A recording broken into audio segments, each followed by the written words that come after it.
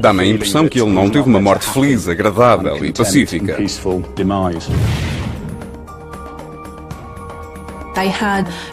Eles tinham punições muito severas, como a fogueira, a mutilação do corpo e a decapitação.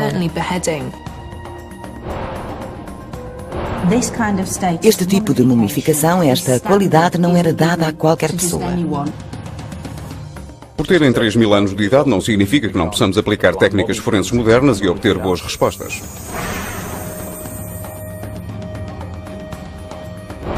Se não tivesse já falecido, isto tê-lo-ia morto certamente. Uma força e violência incríveis.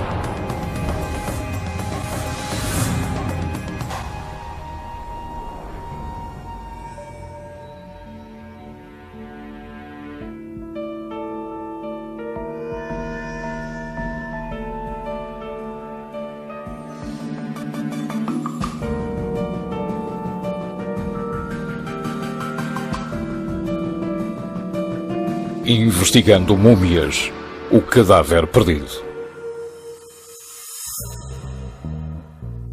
Múmias, restos mortais preservados que são uma janela única para o passado. Povos como os antigos egípcios estavam convencidos de que necessitariam dos seus corpos na vida do além e fizeram esforços extraordinários para desenvolver técnicas de embalsamamento avançadas, de modo a prevenir a decomposição natural que ocorre após a morte. Milhares de anos depois, a ciência permite-nos descodificar os segredos destes corpos preservados para revelar detalhes impressionantes sobre o mundo em que estes indivíduos viveram, sobre os factos importantes das suas vidas e, para muitos, sobre a forma como conheceram as suas mortes.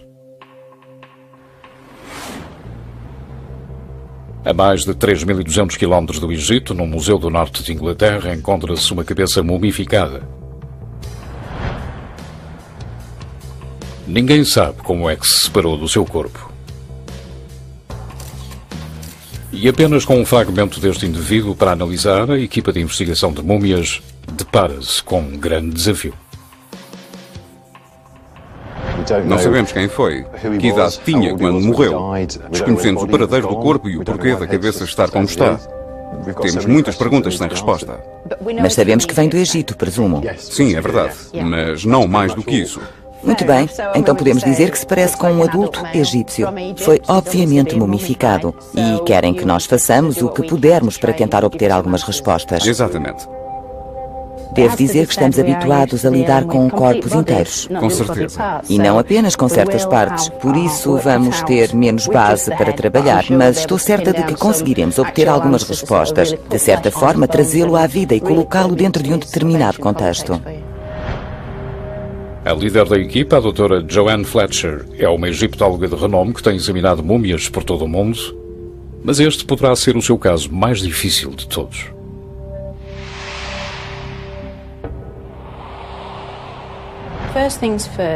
Antes de mais, eu gosto de fazer uma análise visual detalhada, um bom cara a cara, digamos assim. A qualidade da mumificação é soberba. A qualidade da preservação dos tecidos moles. Basta olhar para o perfil dele. Aquele nariz é primoroso. Isto é muito raro. Normalmente o nariz fica achatado junto à cara devido aos tecidos de linho apertados com que os envolvem. É um aspecto que se destaca, porque tem uma expressão contida. É como se estivesse a olhar para nós.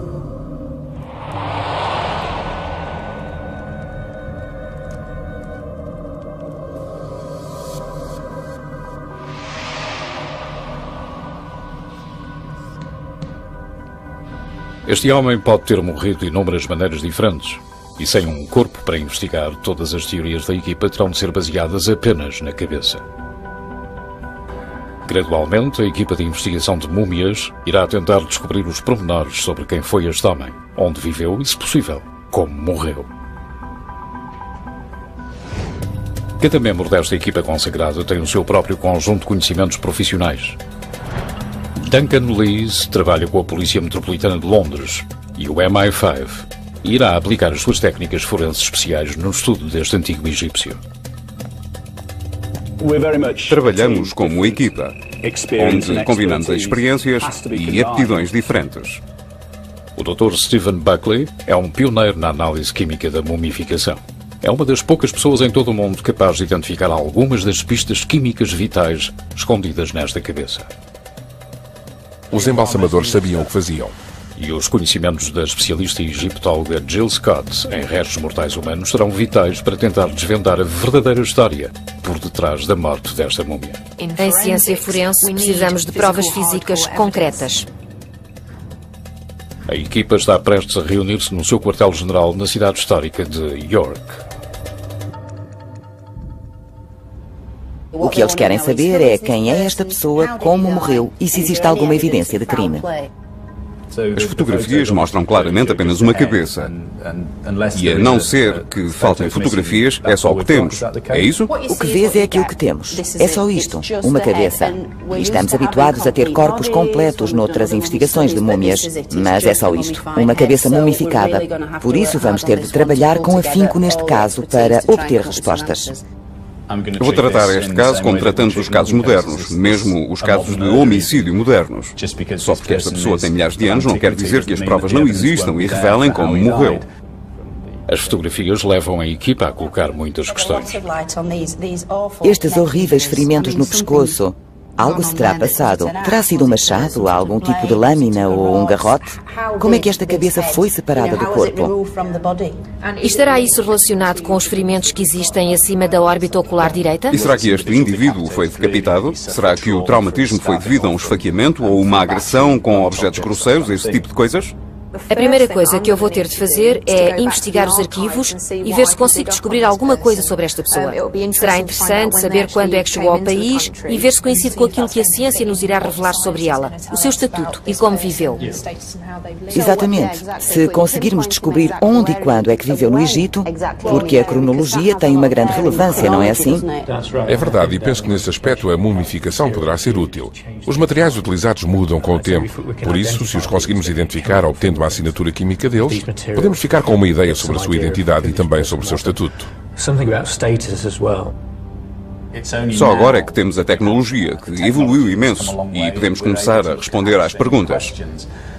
Há 2 anos não estaríamos numa posição de o fazer, mas agora temos uma boa hipótese de o conseguir, aplicando a tecnologia numa cabeça com vários milhares de anos e responder a questões relacionadas com a morte deste pobre homem. A minha principal preocupação neste caso é o facto de ser apenas uma cabeça. Por isso vamos precisar de ser cuidadosos em relação a tudo aquilo que conseguirmos descobrir. A maior parte das provas que poderiam ajudar a determinar como viveu este homem e talvez explicar a sua morte desapareceram juntamente com o seu corpo. Será por isso uma tarefa difícil de desvendar este antigo mistério.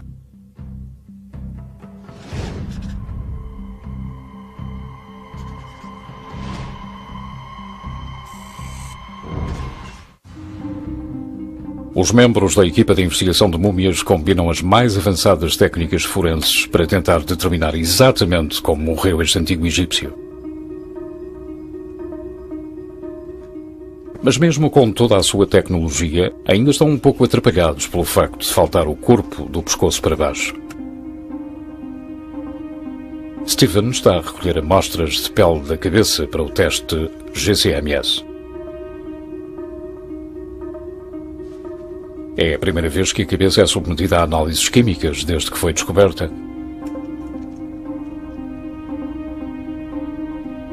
Isto irá permitir a Steven identificar os compostos químicos usados para embalsamar a cabeça. E os compostos poderão responder a algumas perguntas sobre a forma como este homem foi mumificado. Pode revelar vestígios de muitas coisas. Por isso temos de ter muito cuidado com a amostragem para não obtermos vestígios de contaminação moderna, por exemplo. A sua amostragem também terá de ser efetuada com muita precisão, sob o risco de danificar a inestimável múmia.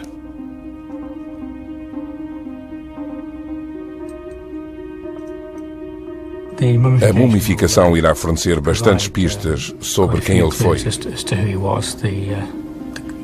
A qualidade é excelente e os materiais que descobrimos poderão certamente ajudar-nos a colocá-lo no seu devido lugar na história.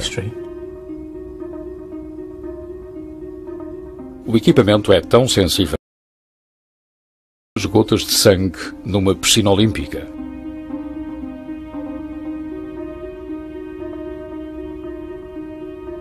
A análise do cabelo poderá adicionar mais informação à construção do perfil da múmia. Pode mostrar-nos a qualidade da sua dieta, um forte indicador do seu estatuto social.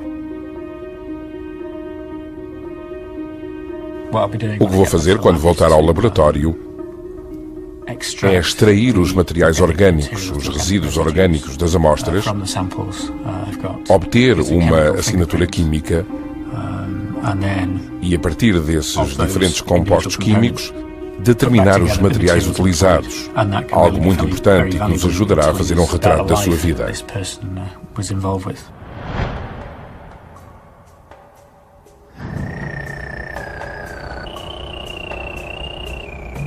Entretanto, o arqueólogo forense Duncan Lees utiliza um scanner a laser tridimensional para construir um modelo virtual da múmia. O exame irá criar uma versão digital exata da cabeça, essencial para o trabalho da equipa. Usamos um aparelho de laser para criar um modelo dimensional preciso e podemos mais tarde analisar sem precisarmos de tocar na cabeça verdadeira. Se vamos procurar danos, lesões, fraturas ou qualquer outro ferimento, e talvez relacioná-los com as armas ou objetos ou qualquer outra hipótese para a causa da morte, então será muito melhor fazê-lo num ambiente virtual.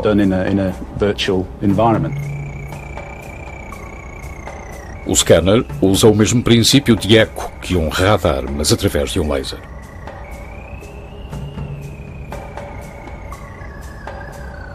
Os feixes de laser perscrutam a superfície do objeto, criando 20.000 pontos medidos com precisão por segundo. Esta informação incrivelmente detalhada é enviada para o computador, que gera um modelo virtual e tridimensionalmente preciso. Tem uma precisão fenomenal. A margem de erro é de apenas 20 microns, 20 milionésimos de 1 metro, inferior à espessura de um cabelo humano.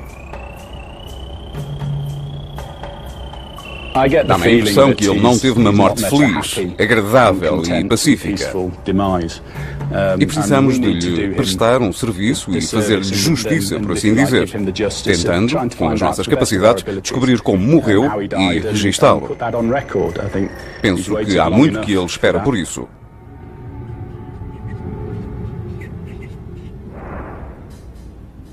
Antes da equipa descobrir como é que o homem morreu, vão ter de tentar dar-lhe, antes de tudo, uma vida, determinando a sua identidade, assim como o local e o período em que viveu.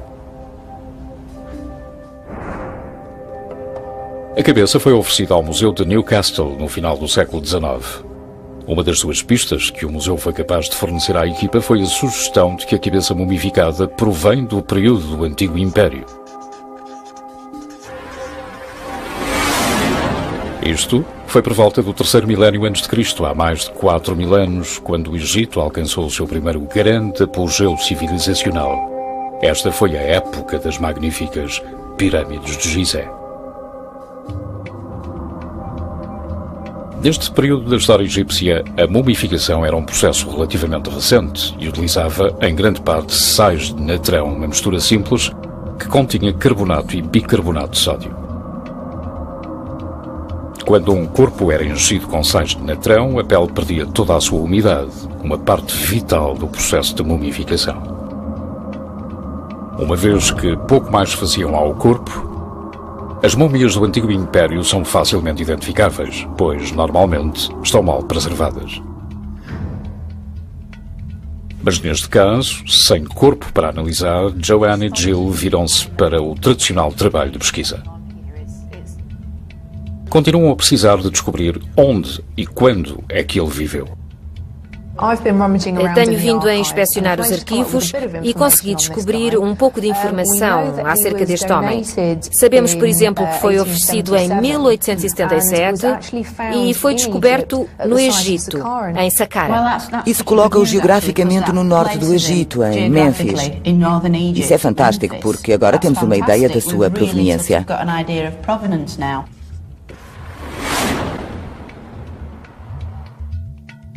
A ligação à necrópole de Saqqara É um desenvolvimento significativo, uma vez que se tratava do cemitério da capital, Mênfis. Era o local onde a elite e os governantes eram sepultados.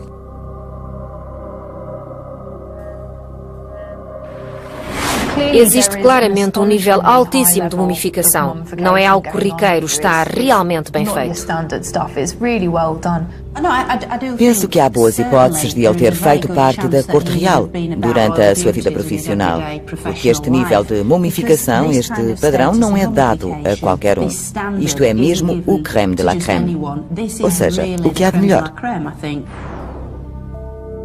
Para ter sobrevivido milhares de anos com tal detalhe, com as pálpebras, as orelhas e o cabelo intactos, sugere que este homem foi mumificado com um nível elevadíssimo, muito superior a qualquer outra mumificação do Antigo Império. Penso que se olharmos para as técnicas de mumificação, concluímos que se trata, no mínimo, de algo com menos 1000 anos do que isso. Exato. Acho que as técnicas de mumificação, neste momento, apontam para uma data entre 1200 e 1000 anos antes de Cristo. Esta data revista para a origem da cabeça poderá ser o primeiro passo para a resolução do caso. A qualidade da mumificação sugere que a múmia data do período final do Novo Império, perto do ano 1000 a.C. O Novo Império foi a época de alguns dos mais famosos faraós egípcios como Tutankhamon e Ramsés II. A correção da data de origem da cabeça em mais de 1000 anos tem grandes implicações.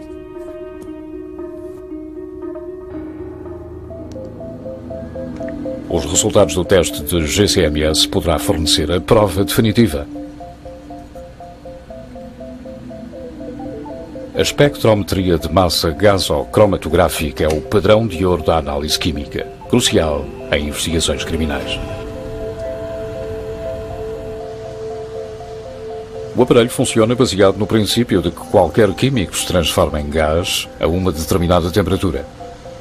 Ao aquecer gradualmente as amostras microscópicas retiradas da cabeça, os testes deverão revelar as centenas de compostos ao analisar o ponto em que eles se transformam em gás, o que, por sua vez, fornecerá uma assinatura química das substâncias utilizadas no seu embalsamamento. O material que temos na pele é um óleo vegetal, o óleo de rícino. É um dos principais ingredientes. Resina de conífera, uma resina aquecida a altas temperaturas. Por que a altas temperaturas? Penso que o resto da química irá dar-nos mais pistas, mas neste caso penso que terá sido utilizado para escurecer e enegrecer a pele. Porque também temos aqui uma espécie antiga de betume, mas em pequena percentagem. Mas o facto de estar presente já nos diz qualquer coisa. As quantidades diminutas de componentes químicos de betume que Stephen identificou são uma descoberta importante. O preto era a cor tradicional do Egito e que também representava a vida. Por isso, o enegrecimento das múmias durante o embalsamamento poderá ter sido uma forma de exibir a sua identidade nacional. Este novo facto poderá voltar a datar a múmia para um período ainda mais avançado do que Joanne suspeitava. O uso de betume exclui o Novo Império como possível origem. Isto só começou a ser utilizado por volta do ano 700, 600 a.C. Este resultado é uma prova concreta de que a equipa estava à espera. A ciência moderna ajudou a datar a múmia, colocando-a no período da época baixa entre 700 e 400 a.C. É cerca de 2000 anos mais recente do que os registros do museu sugeriam. A equipa determinou que este homem viveu quase de certeza na antiga cidade egípcia de Mênfis, na época baixa. Este foi o último suspiro da cultura egípcia, os derradeiros séculos da gloriosa era dos faraós. O Egito estava a tentar estabelecer a sua identidade cultural com a invasão de todos estes povos estrangeiros ao seu país. Sim, e numa altura em que os egípcios sentiam que tinham de reafirmar a sua própria identidade nacional. Sim. E faziam-no de várias formas, incluindo através da mumificação. Mas as análises científicas de Stephen produzem ainda mais resultados. Na amostra de cabelo, que podemos comparar com a da pele, vemos uma assinatura química muito semelhante, um padrão muito semelhante com o óleo de rícino, a resina de conífera, o bálsamo, e o betume. Mas também temos cera de abelha. É óbvio que não terá sido barato. Então estas misturas não estariam disponíveis para qualquer pessoa? Não estariam. O exame de GCMS criou um perfil muito mais claro do nosso homem mistério. Revelou-nos onde viveu e quando. E, surpreendentemente, também identificou resíduos de resina exótica e cera de abelha no seu cabelo. Ambas as substâncias eram utilizadas na produção de perucas, um famoso símbolo de estatuto para membros da alta sociedade egípcia. Há mais de 10 anos que Filippo Salamone investiga os rituais e métodos de produção de cabelo e perucas do Antigo Egito.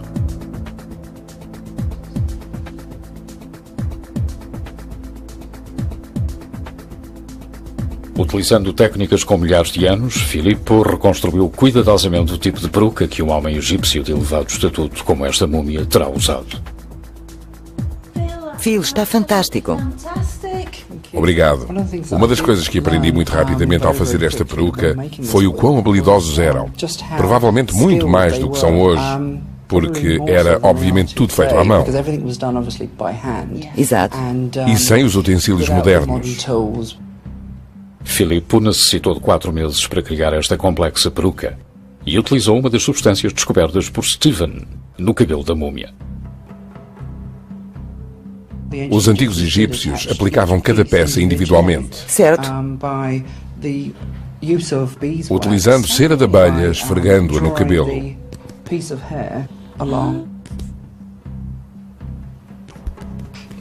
A julgar pela quantidade de tempo, esforço e energia que levou a criar esta peruca, penso que ele terá sido alguém muito rico.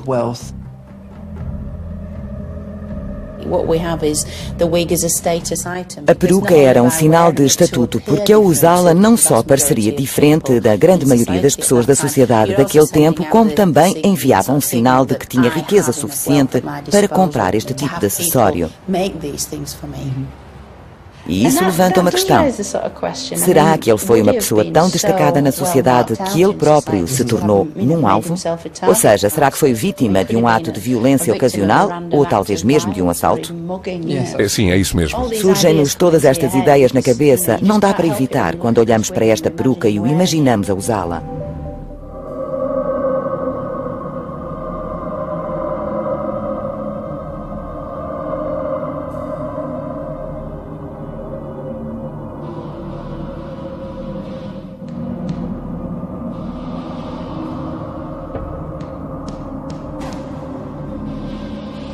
A investigação ganha ímpeto. Começa a emergir uma imagem da vida, do estatuto e até da aparência do homem. Mas a equipa ainda não sabe como morreu.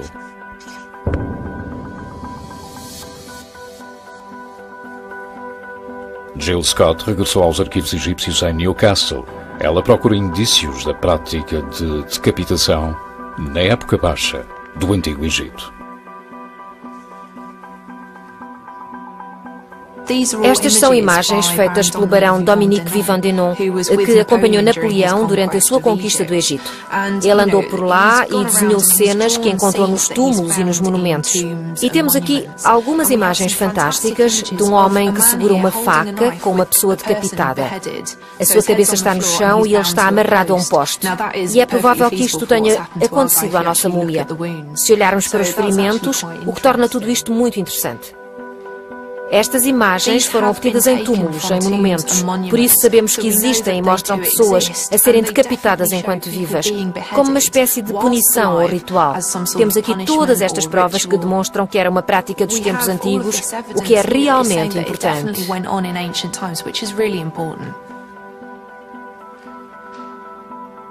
Portanto, as pessoas eram realmente decapitadas naquele tempo. Mas será que foi assim que este homem perdeu a sua vida? Joanne decidiu consultar um radiologista para investigar a decapitação como causa de morte. O Dr. Ian MacLeod é especialista na análise de múmias egípcias.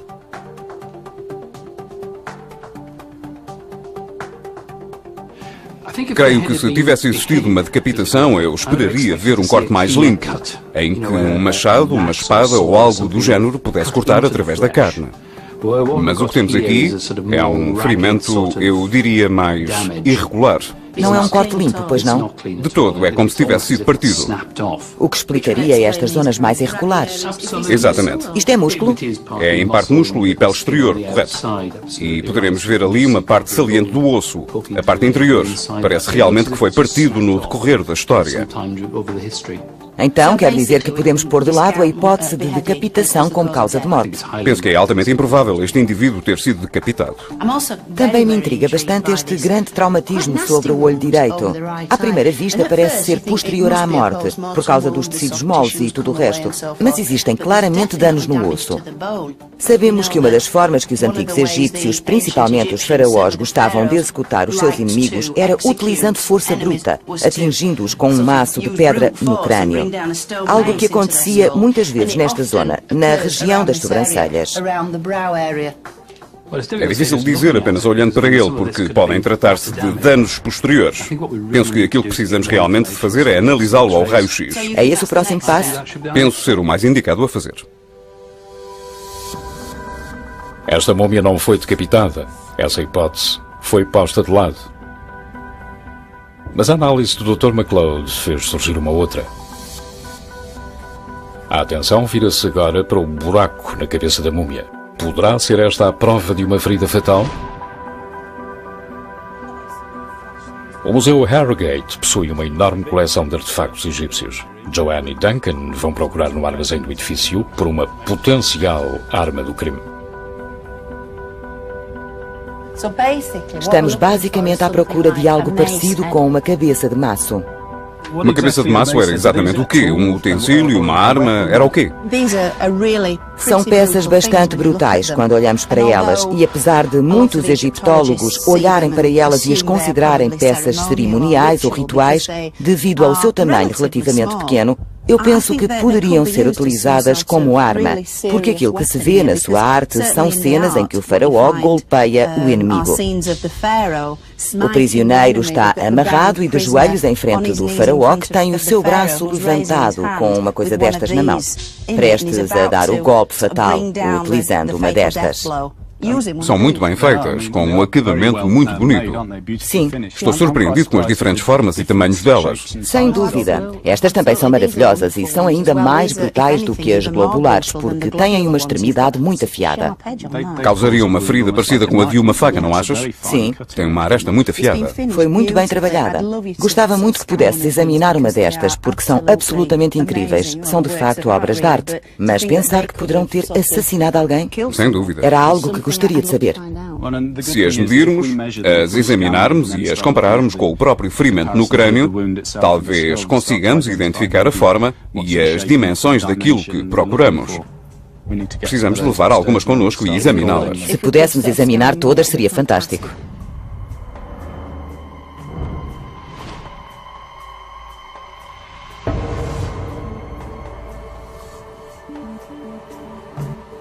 Tal como a múmia, as cabeças de maços cerimoniais têm milhares de anos e são igualmente valiosas.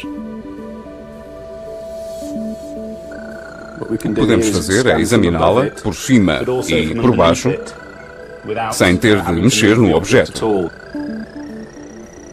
Têm-se levantado dúvidas, tem-se dito que parecem demasiado pequenas para causar qualquer dano, que terão sido cerimoniais, e nós queremos responder a essa questão. Sim, e temos visto vários casos de homicídio onde objetos não muito mais pesados do que este, e certamente mais pequenos, infligiram danos horríveis nas pessoas. O exame fornecerá à equipa uma imagem digital exata das cabeças de maço.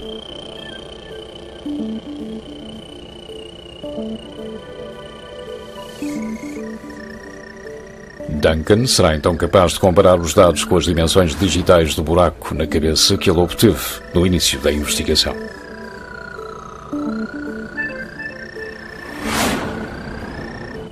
Só porque tem 3.000 anos de idade não significa que não possamos aplicar técnicas forenses modernas e obter boas respostas. Temos adaptado técnicas que foram adotadas apenas nos últimos 2, 3 anos, de modo a obter respostas para coisas que aconteceram há milhares de anos. Apesar de terem a mais moderna tecnologia ao seu dispor, a equipa de investigação de múmias não se encontra mais perto de desvendar o mistério que envolve a morte desta múmia. Duncan está a tentar recriar digitalmente a forma como este homem terá sido morto, e Joanne planeia reproduzir fisicamente o mesmo tipo de ferimento brutal. Ela quer ver exatamente o tipo de dano que um maço verdadeiramente pode infligir num crânio real.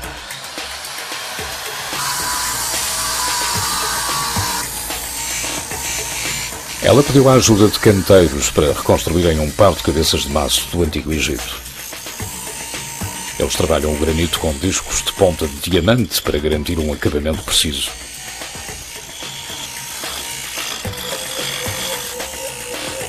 E Joanne encontra-se por perto para confirmar que as técnicas modernas garantem os altos padrões da perícia artesanal egípcia. Parece-lhe bem? Julgo que sim, penso que está a ficar muito bom.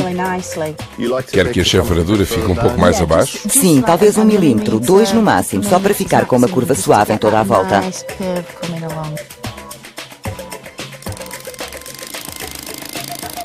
Os antigos egípcios não tiveram a vantagem das ferramentas elétricas para aperfeiçoar os seus maços. Terão utilizado uma pedra dura para moldar o granito e depois lixado a superfície para a polir. E o processo levaria semanas a completar, e não horas. E aqui temos... Precisa apenas de um polimento final, está um pouco áspero, dá para ver onde o diamante cortou. Sente-se logo a diferença depois de polido. Pois sinto, e é muito rápido, não é? Era este toque que queria? Sim, é bastante tátil, muito semelhante aos antigos, o que na verdade foi o que acabou de criar. É só enfiar um cabo pelo buraco e golpear alguém. Sem dúvida. De volta à sala de reuniões, Duncan Lees está pronto para examinar a sua reconstrução virtual de um ataque com o maço.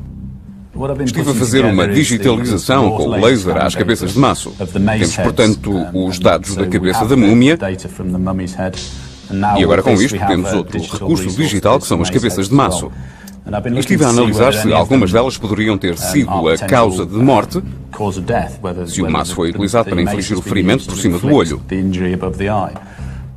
Testei várias hipóteses e a seguir criei uma animação daquela que me pareceu mais adequada, que corresponde a um ataque frontal ou lateral, em vez de ter sido por trás.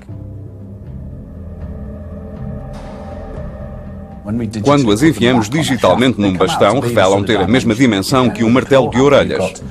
Com um bastão forte de madeira e um peso destes, podia-se, em certos casos, infligir ferimentos graves com um objeto afiado.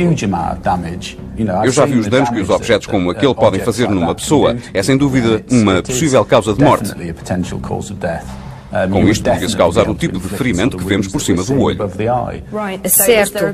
Há alguma em particular que tu achas que será mais efetiva ou que pelo menos se relacione com o ferimento que temos aqui? Aquelas que analisámos estão, de modo geral, divididas em duas categorias. Há aquelas com aresta, como aquela que vemos aqui, e aquelas mais arredondadas e sem saliências. Ambas com pesos idênticos, mas penso que neste caso se trata da mais arredondada pelo tamanho do impacto e o tipo de forma mais difuso. Joanne vai tentar comparar o traumatismo no crânio da múmia com a réplica da arma. Se o ferimento no crânio coincidir, a arma do crime poderá ter sido um maço. A cabeça dos porcos tem uma pele e estrutura muscular semelhantes à dos humanos e apesar de o osso ser mais espesso, a cabeça de um maço fará um dano idêntico em ambos os crânios. As cabeças dos porcos serão atingidas pelos dois tipos de maços. A seguir serão radiografadas para ver se o dano nos crânios coincide com as imagens da cabeça mumificada. São estes, essencialmente, os dois tipos de cabeças de maço que os antigos egípcios utilizavam. Como pode ver, são muito diferentes um do outro. Sim. Posso dar-lhe um? Com certeza. E se conseguisse acertar exatamente no sítio das cabeças que eu vou assinalar, de forma a reproduzir o tipo de dano que vimos na múmia? Seria ótimo. Sem problemas. Vamos lá então tentar.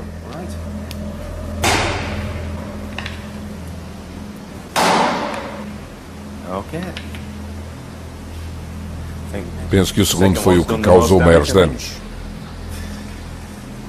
Bom, tem uma pontaria e peras. Então este foi infligido com este? Com esse? Sim. Interessante.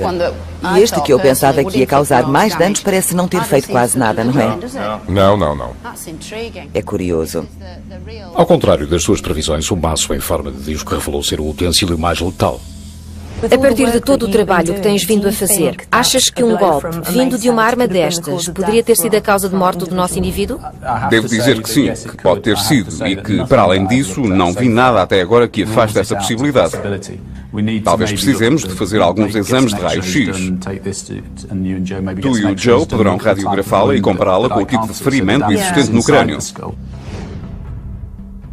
Ambas as experiências forenses foram sucessos. Parece que a múmia poderá ter sido morta com um golpe desferido por um maço. A equipa precisa agora de provas concretas para apoiar a teoria.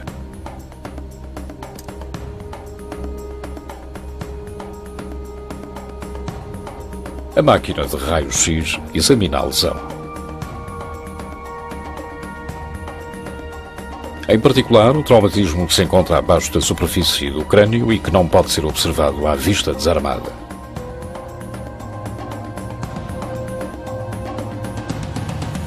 As imagens de raio-x permitirão à equipa fazer uma análise mais detalhada das lesões dos crânios de ambos os porcos e da múmia, para ver se os ferimentos são consistentes entre si.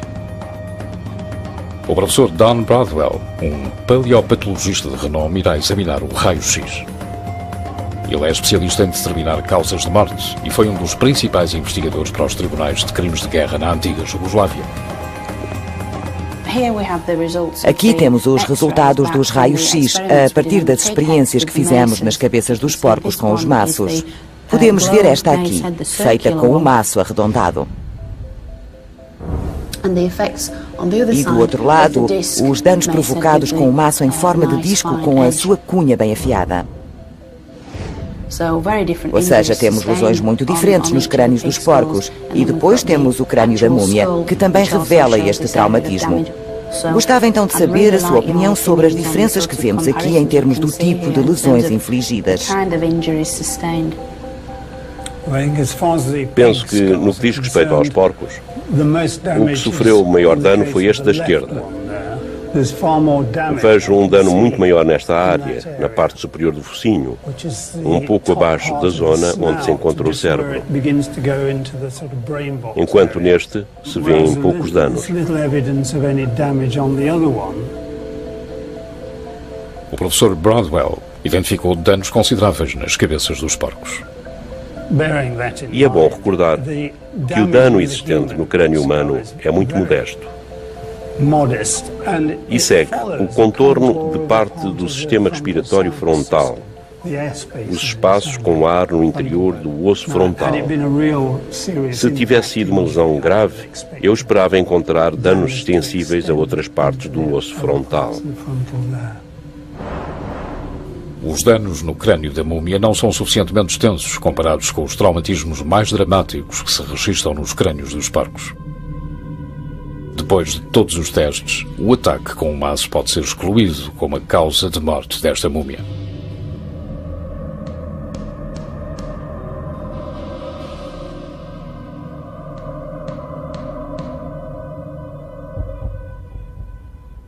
Mas o mistério permanece em relação à forma como aconteceram tais lesões. Não é um exemplo de decapitação. Não é uma vítima de um ataque com um maço. Não foi atingido mortalmente. Por isso precisamos de descobrir exatamente como é que estes ferimentos graves foram infligidos neste homem. Para ter a certeza que a equipa não descurou nada, Joanne e Jill voltam a analisar os factos que já tinham estabelecido acerca da múmia. Sabemos que é um homem, sabemos que era importante pela qualidade do embalsamamento, mas principalmente pelos resultados das análises químicas que revelaram o uso de peruca. Por isso sabemos que foi um verdadeiro dandy em vida, bastante vaidoso. Terá usado o tipo de perucas que se usavam naquele tempo, o que o tornava um membro destacado da sociedade, com elevado estatuto. Sim, quando estudámos a possibilidade deste indivíduo ter vindo de Saqqara, que era o local onde enterravam as pessoas ricas, iria tornar-se num alvo preferencial para ladrões de túmulos. Esta pessoa terá sido sepultada com todos os seus bens preciosos, colares, joalharia e coisas do género. Por isso, os ladrões iriam querer entrar no túmulo e arrancar todas estas coisas, porque tinham de entrar e sair o mais rápido possível. Temos aqui um registro antigo onde alguém diz que encontraram a múmia de um rei, vestida como um guerreiro, com um grande número de amuletos sagrados e ornamentos de ouro ao pescoço. Teria sido um assalto do tipo arrombar, pegar e fugir. Entrar, agarrar nas joias e não tinham muito tempo. Não ficavam lá a olhar. Teriam de o fazer o mais rápido possível para evitar serem apanhados, porque o castigo era muito severo. Temos exemplos de empalações, espancamentos e por aí fora. Por isso, eles tinham de saber o que faziam para entrar nestes túmulos e sair o mais rapidamente possível. Isso explicaria a separação da cabeça e do corpo e este golpe na cabeça. Foram ambos causados após a morte e certamente nada tiveram a ver com a sua morte. Correto. Mas apesar de um assalto ao túmulo poder explicar estes danos, a equipa continua longe de determinar a causa de morte deste homem.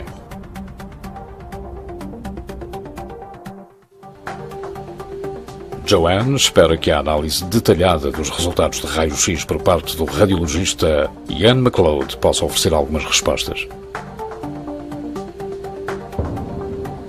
Temos aqui o topo do crânio, temos o olho e este contorno do nariz. Mas o que me deixa intrigado nesta imagem é o que aconteceu ao pescoço deste homem. Porque temos aqui a vértebra no cimo do pescoço e esta pequena peça aqui, a que damos o nome de apófise odontoide e que permite que a cabeça rode. Normalmente deve existir ali uma vértebra, mas neste caso não há. Está aqui. O que significa que foi empurrada para trás. Vou mostrar-lhe uma imagem normal. Esta é uma radiografia mais antiga, mas que mostra como deveria ser. Temos aqui o mesmo tipo de vértebra. Vê-se aqui a parte interior, com esta apófise odontoide, e ali está a vértebra onde deveria estar. E vê-se muito bem neste exemplo. Foi mesmo lá para trás. Que foi empurrada para trás. Será que isto aconteceu quando ele ainda estava vivo ou depois da sua morte?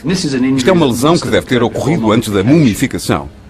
Assim que o processo de mumificação teve início, a pele teria uma textura semelhante ao cabedal e tê-la iam partido caso aplicasse a força que foi necessária para fazer isto.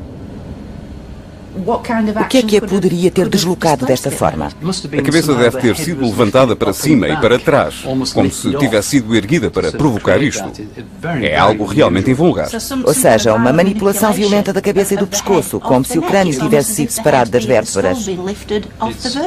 Só pode ter sido, para terem conseguido deslocar literal e fisicamente a primeira vértebra para aquele sítio. É perturbador. Este homem deve ter tido uma morte muito violenta. E o mais interessante é que, agora que sabemos isso, se voltarmos à fotografia original que você trouxe, as coisas começam a fazer mais sentido. Porque eu reparei nesta estranha construção do pescoço. E dá para imaginar uma ligadura, ou algo parecido, em volta desta zona do pescoço. Uma espécie de cordão ou corda. Algo desse género, que foi obviamente puxado com muita força. Torceu o pescoço e, presumivelmente, porque se encontra no sítio adequado, provocou aquela lesão. Então está a querer dizer que é possível que tenham colocado uma espécie de corda ou ligadura em volta da garganta, apertando-a para estrangular este indivíduo e provocando esta lesão horrível. Faria todo o sentido perante aquilo que vemos aqui. Com alguma força. Uma força tremenda. Trata-se de um ferimento terrível. Que maneira tenebrosa de morrer. Horrível. Absolutamente horrível.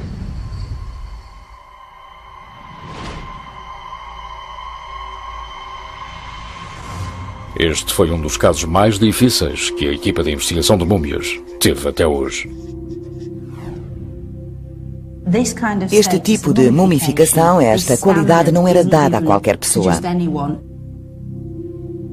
Mas temos também cera de abelha. Será que ele foi uma pessoa tão destacada na sociedade que ele próprio se tornou num alvo?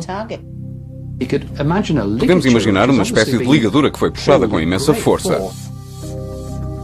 Mas com poucas pistas e sem um corpo para se passear, A equipa conseguiu saber a época em que este homem viveu, de onde veio, o seu estatuto social e descobriu que teve uma morte horrível por estrangulamento. O estrangulamento não era um método de execução comum no Egito e teria sido muito improvável em batalha. Por isso, a equipa de investigação de múmias pode concluir que o homem mistério foi quase certamente vítima de um brutal homicídio. Para mim, este caso teve um lado muito emocional e quase de respeito pela rapidez com que ele se tornou, não num objeto para ser medido e analisado, mas numa pessoa sobre a qual nós queríamos saber mais.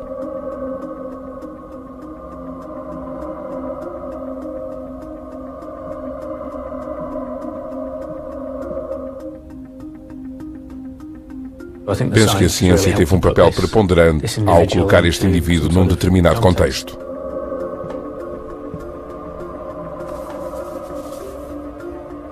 Mesmo que tivéssemos o corpo completo, não teríamos conseguido mais resultados.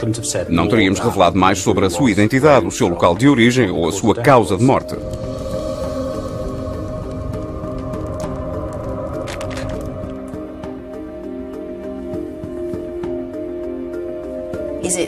Será que foi o tipo de ataque fortuito em que alguém o assaltou para roubar a riqueza que ele deve ter tido em vida?